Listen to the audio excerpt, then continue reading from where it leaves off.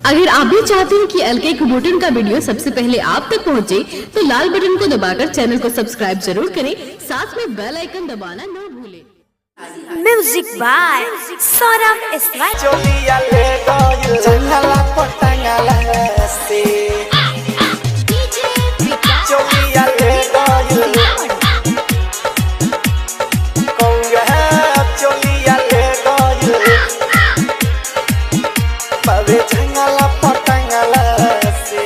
जिया जिया होए के कुबोटा तू तो छा गइला यूपी बिहार में। सोनिया कौआ चोलिया ले गइल बाबे जंगला पटंगला से। ए राजा कौआ चोलिया ले गइल बाबे जंगला पटंगला से।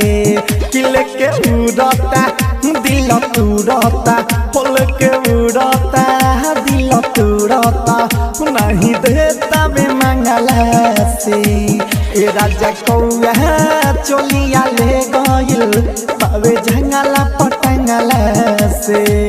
ए राजा कौआ चोलिया ले गइल बाबे जंगला पटंगला से। कि दिल तुड़ता हो लेके उड़ता, हो दिल तुड़ता लेके उड़ता, नहीं देता बे मंगला से। ए राजा कौआ चोलिया ले गइल बाबे जंगला पटंगला से।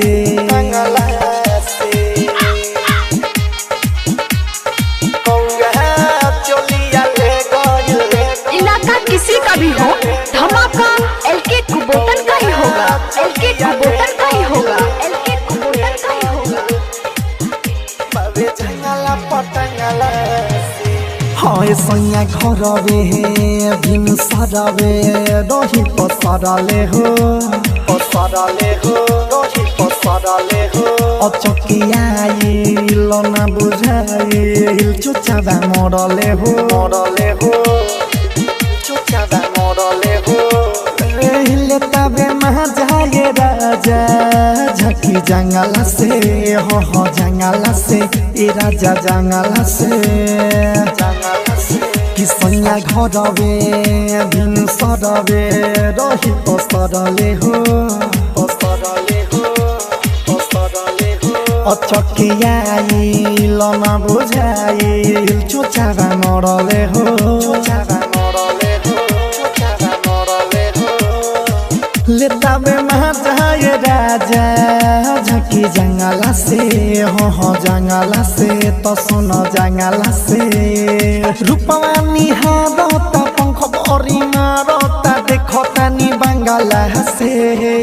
ए सैया कौआ चोलिया ले गइल बाबे जंगला पटंगला से। ए राजा कौआ चोलिया ले गइल बाबे जंगला पटंगला से। अच्छा, आप एलके कुबोटन को जानते हैं? हाँ, जानता नहीं।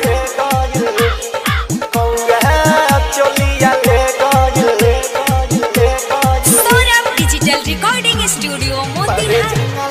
हाँ बेरा ढलता कमी खलता राजा हमारा हो, हमारा हो, हमारा हो। तुहरा बिना बाके सुना अपन कमरा हो, कमरा हो, कमरा हो।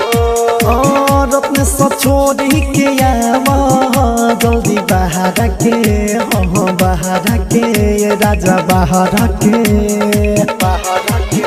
पेड़ ढलता कमी खलता राजा हमारा हो, हमारा हो राजा हमारा हो।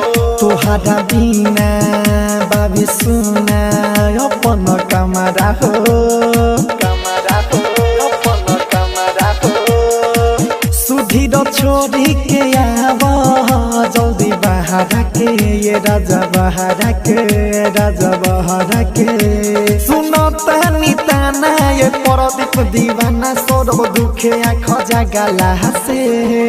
ए सैया कौआ चोलिया ले गइल बाबे जंगला पटंगला से। ए राजा कौआ चोलिया ले गइल बाबे जंगला